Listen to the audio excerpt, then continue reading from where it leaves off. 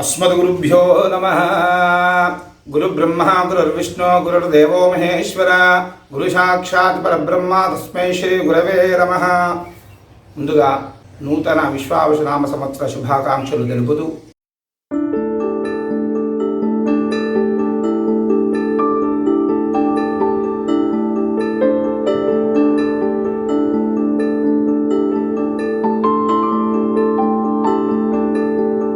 ఈ సంవత్సరము రాజు రవి, మంత్రి చంద్రుడు, నవనాయకులలో అన్ని గ్రహాలు పాపాదిగా ఆధిపత్యం అవట వలన దేశంలో రాజులకు అనుకూలంగా లేక ప్రజలు చాలా కష్టములు గురి అగుదురు. మరియు పరస్పర ద్వేషాలు, అసూయ భావాలతో రాజకీయ నాయకులు ప్రజలను స్వార్థజిత్తులై చంచల స్వభావంతో సరైన నిర్ణయాలు తీసుకోలేకపోవుదురు. వర్ష లగ్నాధిపతి మేఘాధిపతి కూడా రవి అయి పాపస్థానం అవుట వలన రాజులకు ఏ నిర్ణయాలు చేయాలో అర్థం కాక తప్పుడు నిర్ణయాలు తీసుకుందురు. వర్షములు అనుకూలంగా లేకపోయినప్పటికీ జనర్లగ్నం అనుసరించి సరియైన వర్షములు కురిసినప్పటికీ ఆహార ధాన్యాలు ధరలు పెరుగును. వైశాఖ మాసమున ప్రజా సంక్షోభము, కలహము మరియు ఉష్ణోగ్రతలు పెరిగి జన నష్టము కలుగుదురు. ఈ విశ్వావసనామ సంవత్సరంలో మేషాది ద్వాదశ రాశి యొక్క ఫలితాలను చెబుతున్నాను. ముందుగా గురువు మార్పు 14వ తారీఖు 5వ నెల 2025 గురువు మిథునంలో ప్రవేశిస్తున్నాడు. కాబట్టి ఆ ఫలితాలనే మనము చెప్పుకుందాము.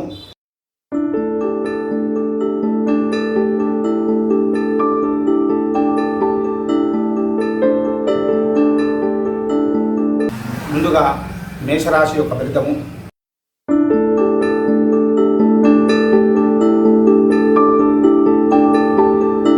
మేషరాశి వారికి ఆదాయం 2, వ్యయము 14, రాజ్యపూజ్యము 5, అవమానము 7.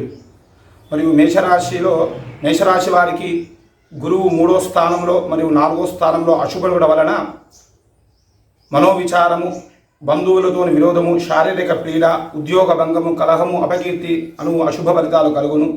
శని కూడా అశుభుడు వలన, రాహు కేతువు కూడా అశుభుడు వలన కొంత అశుభ ఫలితాలు కలుగును. ఈ సంవత్సరము శని పూజ, రుద్రాభిషేకము, సుందరాకాండ పారాయణం చేసిన కొంత ఉపశమనం కలుగును.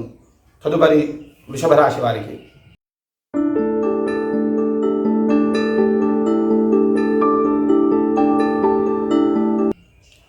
ఆదాయం 11, వ్యయము 5, రాజ్యపూజ్యము 1, అవమానము 3. ఈ వృషభ రాశికి 2లో శుభుడు వలన, గురువు 2వ స్థానంలో శుభుడు అగుట వలన ఆరోగ్యము, ఏకాగ్రత, కీర్తి, గౌరవము, శుభకార్యాలు చేయడము, పుణ్యకార్యములు చేయడము అన్న శుభ ఫలితాలు కలుగును. అదేవిధంగా శని 11లో శుభుడు వలన కూడా శుభ ఫలితాలు కలుగును.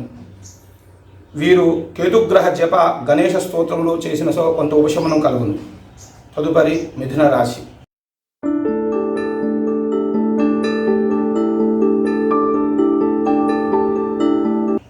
మిథున రాశి వారికి 14 ఆదాయం, వ్యయము 4, రాజ్యపూజ్యము 4, అవమానము 3.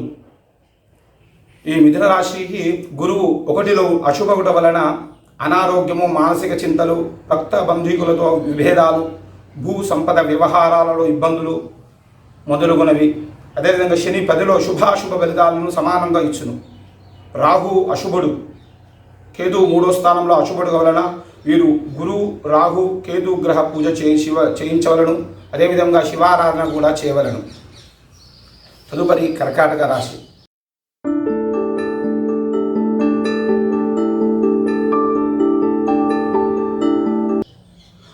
ఆదాయం కర్కాటక రాశి వారికి ఆదాయము 5, వ్యయము 2, రాజ్యపూజ్యము 7, అవమానము 3. ఈ కర్కాటక రాశి వారికి గురువు 12లో అశుభుల వలన విరోధము, ఉద్యోగము చిక్కులు, సంతాన విద్యాపరమైన సమస్యలు, పేరు ప్రతిష్టలకు భంగము, అప్పులు, శత్రువులు పెరుగును. శని 9లో అశుభగుడ వలన మిశ్రమ ఫలితాలు ఇచ్చును. రాహువు 8లో అశుభుడు, కేతువు 2లో శుభుడు. వీరు గురువు, రాహు జపదానాలు మరియు దుర్గాదేవి పూజ చేయవలను. కొంత ఉపశమనం కలుగును. తదుపరి సింహరాశి.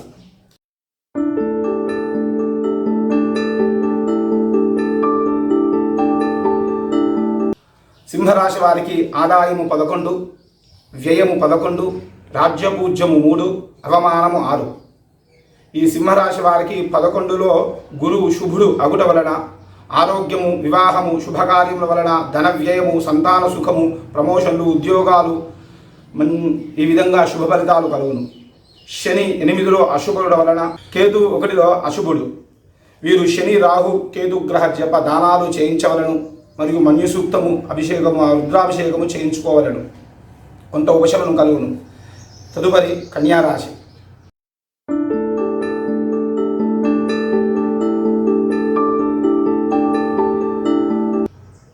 కన్యారాశి వారికి ఆదాయము 14, వ్యయము 4, రాజ్యపూజ్యము 6, అవమానము 6. ఈ కన్యారాశి వారికి గురువు 10లో అశుభుడు అగుట వలన బంధుమిత్రులతో వైరము, కుటుంబంలో కలతలు, అశుభ ఫలితాలు కలుగును. శని 7లో అశుభ ఫలితాలు కలుగును. రాహు 6లో శుభుడు, కేతు 12వ స్థానంలో అశుభుడు. వీరు శివారాధన చేయవలను. గురుగ్రహ, కేతుగ్రహ జప దానాలను చేయించవలను. అదేవిధంగా వీరు శివ ఆరాధన కూడా ఎక్కువగా చేయవలను. తదుపరి తులారాశి వారు.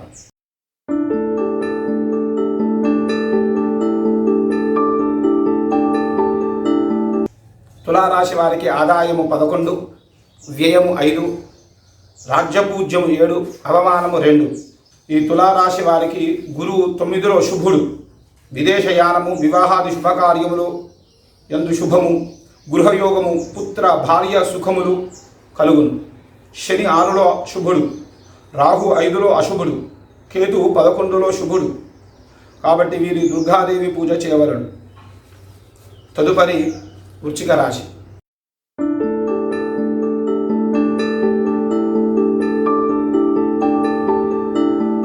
వృశ్చిక రాశి వారికి ఆదాయము 2, వ్యయము 14, రాజ్యపూజ్యము 5, అవమానము 2. ఈ వృశ్చిక రాశికి గురువు 8లో అశుభుడు అగుట వలన విద్యా ఆటంకము, నీచ సాంగత్యము, అశాంతి, అనారోగ్యము మొదలుకునేవి అశుభ ఫలితాలు కలుగును. అందులో శని 5లో శుభుడు, అశుభుడు మిశ్రమ ఫలితాలు ఇచ్చును. రాహు 4లో శుభుడు, కేతు 10లో అశుభుడు అగుట వలన కొంత శివారాధన, గురువు, రాహు, కేతు జపదానాదులు చేయించవలను. వీరికి కూడా రుద్రాభిషేకము చేయించుకోవలను. తదుపరి ధనుసు రాశి.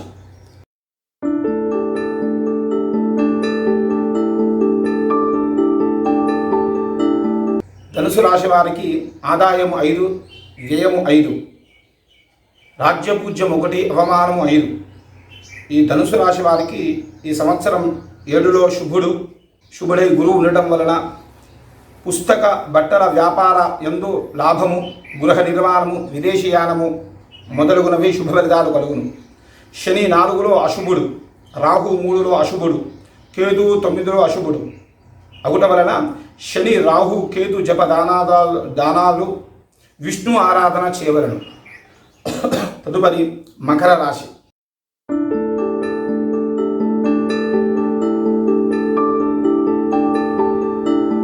మకర రాశి వారికి ఆదాయము 11, వ్యయము 11, రాజ్యపూజ్యము 4, అవమానము 5. ఈ మకర రాశికి ఈ సంవత్సరంలో గురువు 6లో అశుభుడు అగుట వలన పేరు ప్రతిష్టలకు భంగము, విద్యార్థులకు కష్టము, కలహాలు, అనారోగ్యము మొదలగునవి చెడు ఫలితాలు కలుగును. అందులో శని 3లో శుభాశుభ ఫలితాలు ఇచ్చును.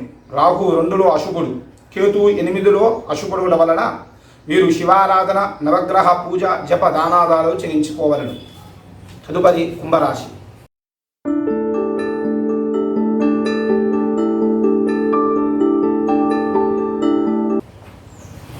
కుంభరాశి వారికి ఈ సంవత్సరం ఆదాయము 11, వ్యయము 11, రాజ్యపూజ్యము 7, అవమానము 5. ఈ కుంభరాశి వారికి ఈ సంవత్సరం 5లో శుభుడు, గురువు 5లో శుభుడు వలన చేయు పనులందు శుభం కలుగును, అన్నిట్లా విజయం కలుగును. శని 2లో అశుభుడు, షాడశాది శని ప్రారంభమవును. మరియు రాహు, కేతువులు కూడా అశుభుడు వలన శని, రాహు, కేతు జపదానాదులు చేయించుకొని శివారాధన చేయవలను. తదుపరి మీనరాశి.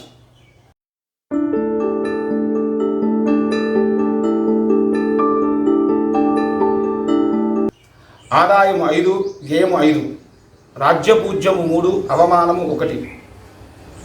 ఈ మీనరాశికి సంవత్సరం గురువు 4లో అశుభుడు అగుట వలన ధన నష్టము, విదేశీ వివాహ భంగములు, భూ తగాదాలు, సంతాన నష్టము కలుగును మొదలగునవి అశుభ ఫలితాలు కలుగును. శని 1లో అశుభుడు, రాహు 12లో అశుభుడు, కేతువు 6లో శుభుడు. వీరు నవగ్రహ పూజ, శనిగ్రహ, రాహుగ్రహ, కేతుగ్రహ జప దానాదాలు చేయించి విష్ణు ఆరాధన చేయవలను.